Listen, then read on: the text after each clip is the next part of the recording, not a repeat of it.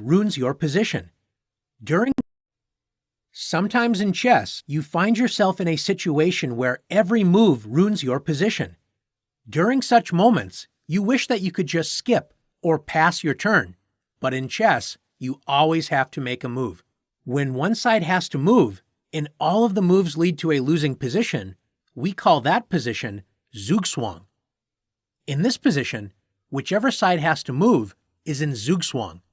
With white to move, there are no moves for the king that can protect the g4 pawn, as f4 is covered by black's pawn. White is forced to give away the pawn after king e4, and king takes g4. When black should win the game as long as black remembers the basics of king and pawn endgames. Looking at the starting position again, with black to move, black would be in Zugzwang for the same reason. Black cannot protect the pawn, and after the king moves, white simply captures the g5 pawn. Let's take a look at another example of Zugzwang. In this position, black's king is happy to sit in the corner and prevent white from making any progress. If black tries to force a passed pawn on the queen side with b5, notice that after white captures this pawn, white is only 3 squares away from promoting with check. Black's pawn, on the other hand, is 4 moves away from promoting. Black's plan is to just shuffle the king back and forth. Can you see a way white can put black into Zugzwang? If you found h7, great job. Black's king cannot move, but it is not stalemate because black does have a legal move, even if it is a very bad one.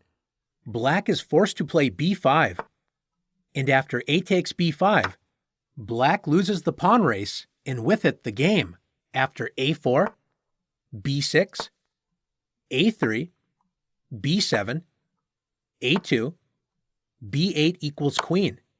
Checkmate. Let's take a look at another example. Trying to win a rook versus bishop endgame can be very difficult if the defender's king is near the center of the board. In this position, white's king is stuck on the back rank, and after rook h1 check, white's only move to avoid checkmate is bishop c1. Using the idea of Zugzwang, can you find a checkmate in 2 for black? If you found any rook move on the first rank, great job.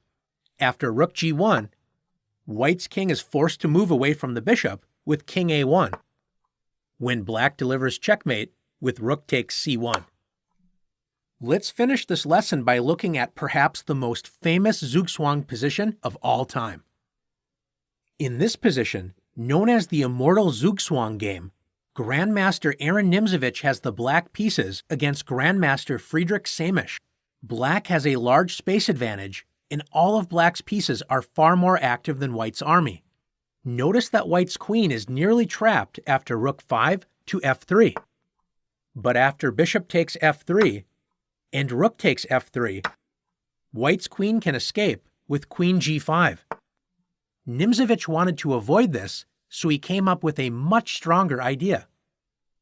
Nimzowitsch played the very quiet but incredibly powerful move h6. After this quiet move, incredibly white is in Zugzwang. Black is now threatening rook 5 to f3, trapping white's queen.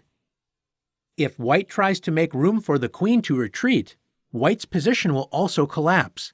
For example, if white moves the dark-squared bishop to the only safe square, c1, white's knight on b1 will be captured by the bishop. Notice that the knight on b1 and the bishop on g2 do not have any safe moves without being captured. If white moves the e1 rook, say to c1, the e2 square is no longer protected by that rook, so black can win white's queen with rook e2. If white moves the other rook to its only available square, f1, black will simply capture the rook with the bishop. Since any other move will lose white's queen after rook 5 to f3, Grandmaster Samisch resigned the game. Are you ready to run your opponent out of moves using Zugzwang? Let's see.